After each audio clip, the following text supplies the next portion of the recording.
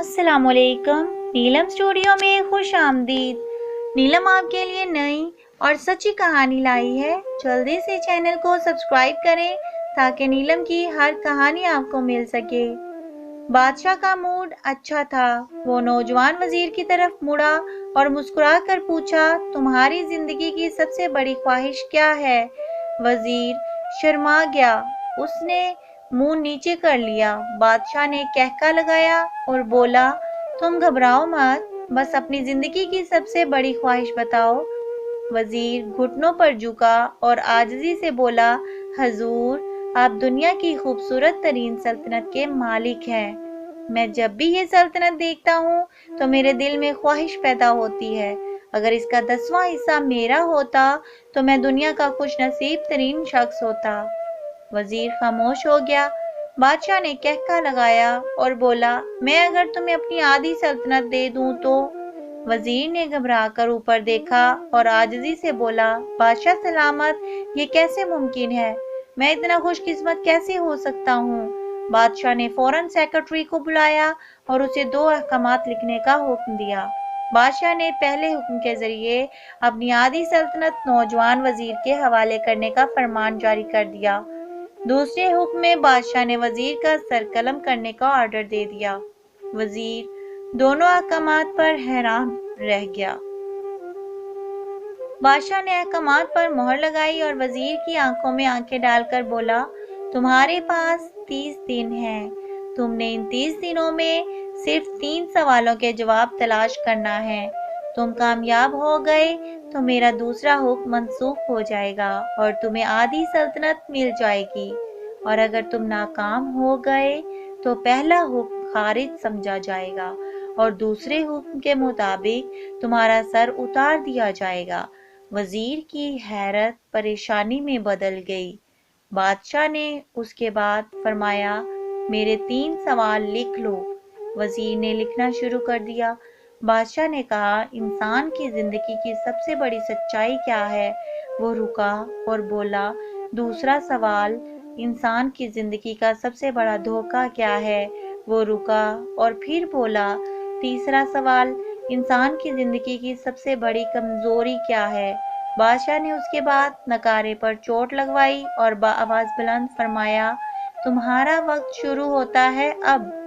वजीर ने दोनों परवाने उठाए और दरबार से दौड़ लगा दी।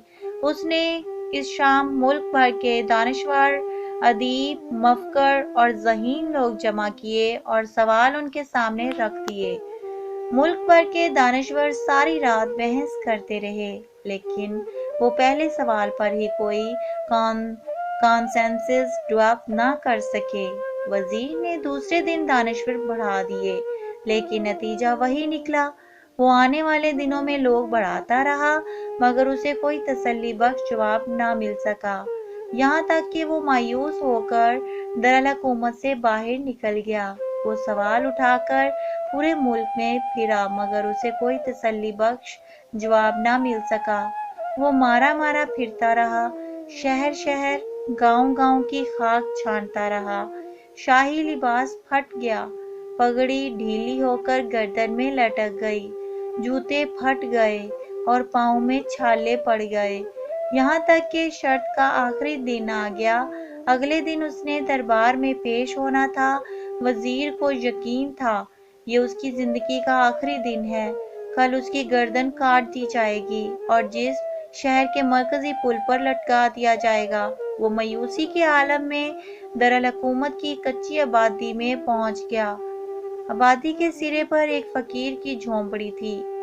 वो गिरता पड़ता इस कुटिया तक पहुंच गया। फकीर सूखी रोटी पानी में डिबोकर खा रहा था, साथ ही दूध का प्याला पड़ा था और फकीर का कुत्ता शराब शराब की आवाजों के साथ दूध पी रहा था। फकीर ने वजीर की हालत देखी, कहका लगाया और बोला, जनाबे आली, आप सही जगह पर पहुंचे हैं। आपके तीनों सवालों के जवाब मेरे पास हैं। वजीर ने हैरत से उसकी तरफ देखा और पूछा, आपने कैसे अंदाजा लगाया मैं कौन हूँ और मेरा मसला क्या है? फकीर ने सूखी रोटी के टुकड़े छाबे में रखे, मुस्कुराया, अपना बोरिया उठाया और वजीर से कहा, ये देखे, आपको बात समझ आ जाएगी। वजीर ने झुक कर देखा, बोरिए के नीचे शाही खलत बिछी थी। ये वो लिबास था जो बादशाह अपने करीब तरीन वज़रा को इनायत करता था। फकीर ने कहा, जनाबे आली, मैं भी इस सल्तनत का वजीर होता था। मैंने भी एक बार आपकी तरह बादशाह से शर्त लगाने की गलती कर ली थी। नतीजा आप खुद देख लीजिए। फकीर ने उसके बाद सूखी रोटी का टुकड़ा उठाया और दोबारा पानी में डुबोकर खाने लगा। वजीर ने दुखी दिल से पूछा, क्या आप भी जवाब तलाश नहीं कर सके थे? फकीर ने कहका लगाया और जवाब दिया, मेरा केस आपसे मुख्तलिफ था। मैंने जवाब ढूंढ लिए थे, मैंने बादशाह को जवाब बताए। आधी सल्तनत का परवाना फाड़ा, बादशाह को सलाम किया और इस कुटिया में आकर बैठ गया। मैं और मेरा कुत्ता दोनों मतमन जिंदगी गुजार रहे हैं। वजीर की हैरत बढ़ गई, लेकिन ये साबिक वजीर की हमाकत के तज्जिये का वक्त नहीं था। जवाब मालूम करने की घड़ी थी। चुनाचे वजीर एंकर पर्सन बनने की बजाय फरियादी बन गया और उसने फकीर से पूछा, क्या आप मुझे सवालों के जवाब दे सकते हैं? फकीर ने हाँ में गर्दन हिलाकर जवाब दिया। मैं पहले 2 सवालों का जवाब मुफ्त दूंगा, लेकिन तीसरे जवाब के लिए तुम्हें कीमत अदा करना होगी। वजीर के पास शर्त मानने के सिवा कोई ऑप्शन नहीं था। उसने फौरन हाँ में गर्दन हिला दी। फकीर बोला, दुनिया की सबसे बड़ी सच्चाई मौत है। इंसान कोई भी हो, कुछ भी हो, वो इस सच्चाई से इंसान नहीं बच सकता। वो रुका और बोला, इंसान की जिंदगी का सबसे बड़ा धोखा जिंदगी है। हम में से हर शख्स जिंदगी को दायमी समझकर उसके धोखे में आ जाता है। फकीर के दोनों जवाब नाकाबिले तरदीद थे। वजीर सरशार हो गया। उसने अब तीसरे जवाब के लिए फकीर से शर्त पूछी।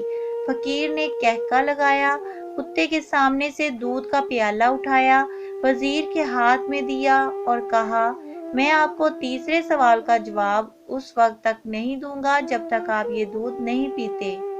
वजीर के माथे पर पसीना आ गया। उसने नफरत से प्याला जमीन पर रख दिया। वो किसी कीमत पर कुत्ते का जूठा दूध नहीं पीना चाहता था। फकीर ने कंधे उचकाए और कहा, ओके, तुम्हारे पास अब 2 रास्ते हैं। तुम इनकार कर दो और शाही जल्लाद कल तुम्हारा सर उतार दे, या फिर तुम ये आध पाव दूध पी जाओ और तुम्हारी जान भी बच जाए और तुम आधी सल्तनत के मालिक भी बन जाओ। फैसला बहरहाल तुमने करना है।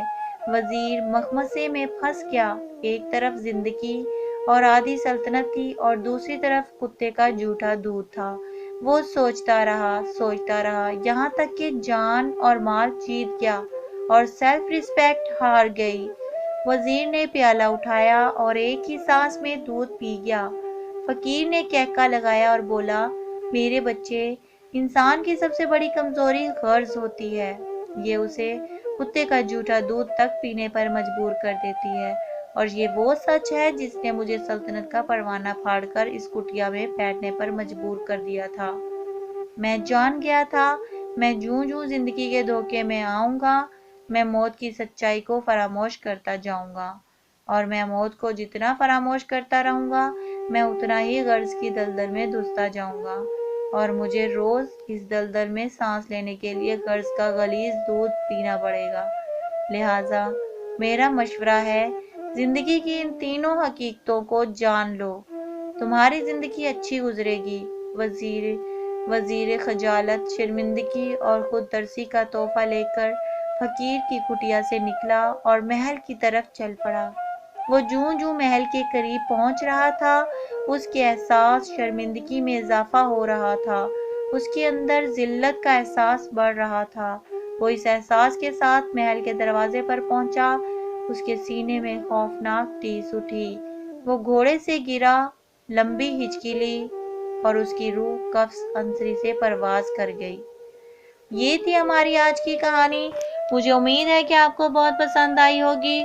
प्लीज़ लाइक करें, कमेंट करें और अपने दोस्तों में ज़्यादा से ज़्यादा शेयर करें। Thank you.